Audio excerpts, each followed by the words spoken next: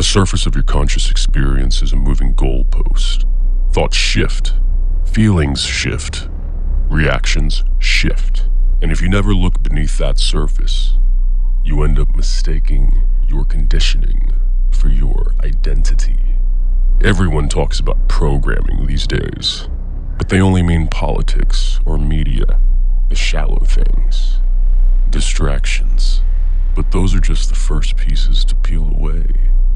The real programming is much older, much deeper.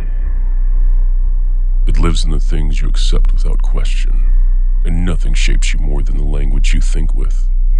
Some people think in images, some think in sentences, some think in sounds or abstract impressions. Some people don't realize they're thinking at all. Others think in layers, visuals, words, memories, arguments, all stacked at once. But don't assume any of that gives an advantage, because no matter how you process, your categories come from language. Language supplies the boundaries of what your mind can even perceive. Don't believe me? Different languages produce different conscious experiences. Languages with no future tense make people think about time differently. Languages that split blue into separate colors change how people see the sky. Languages without a word for guilt change how people understand responsibility. Languages that treat objects as alive shift how agency is felt. Languages with the formal and informal you structure respect within its grammar. You do not think outside of language. You think through it. This is why learning other cultures matters. Not to trade truth for novelty, but to peek behind the veil of your own assumptions. To see reality from more than one carved pathway. If existence is a diamond, you've been programmed to only notice one surface. Examine the whole diamond if you even want to slightly have a better grasp on existence. And have the humility to realize you'll never be able to grasp it all. But you can grasp it a little bit better. But even then, you should stay anchored in something beyond culture. Something timeless, like truth. Because truth doesn't evolve with language. Truth doesn't drift. Language drifts.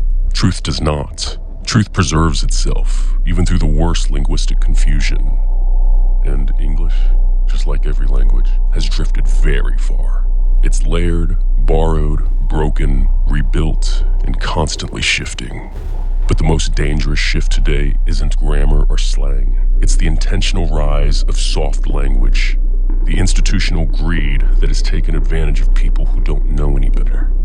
We are living in an era of euphemism.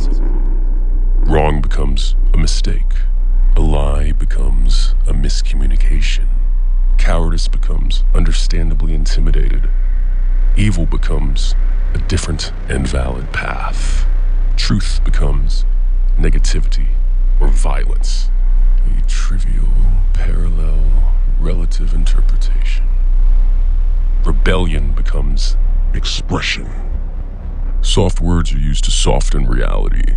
Soft language creates soft minds. Soft minds create soft people. Soft people make soft societies. Soft societies collapse under the weight of anything real. When words lose their sharpness, thought loses its structure. When thought loses structure, conviction disappears. And once conviction disappears, people simply can't handle the truth, even when they know it's true. And here's the strange part.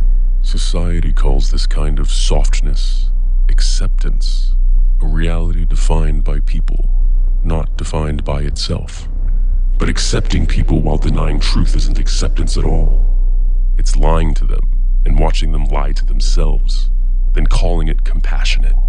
Everyone quietly loses the ability to discern imminent danger, the ability to confront themselves, to course correct, to resist deception, to name things accurately, to see clearly. And you want to know how this started? Brick by brick, word by word. Each euphemism separating us 1 micron at a time from reality. Each nice-sounding phrase pulling us closer to pretending, closer to performance, closer to lies. And now we're at the part where most people will cover their ears. The truths that matter don't depend on language or culture or opinion or even your existence. 2 + 2 is 4, whether anyone exists to count. Courage is courage, whether or not someone is there to applaud. Cowardice is cowardice, even if you rename it. Gravity doesn't negotiate with your feelings, and reality doesn't wait for a consensus. Truth is self-evident. Our ancestors knew this. Even the United States built its foundations on that phrase, self-evident truths. But we slid from self-evident truth to personalized truth, from clarity to comfort, from naming things for what they are to hiding the ball. And now people wonder why the world feels delusional. It's because it is. And the part no one wants to admit is this. You helped build it. Maybe not intentionally, maybe not even out of malice, with seemingly good justifications. But by going with the wind, by accepting soft speech, by avoiding clarity, by choosing comfort over reality, by refusing to anchor yourself in truth that doesn't change, even when everything else does. So if culture feels unreal to you, it's because you've lived in the illusion long enough to forget that clarity is piercing. Truth is heavy and it demands respect. And reality does not soften itself for anyone. This means silence will not save you, nor anyone else. Be at peace with everyone as best you can, because silence and restraint are 2 very different things, but they look the same from the outside. Be blameless, so even if they hate you, they cannot accuse you. Be better, not because you think you are, but because truth is, and it demands better from all of us.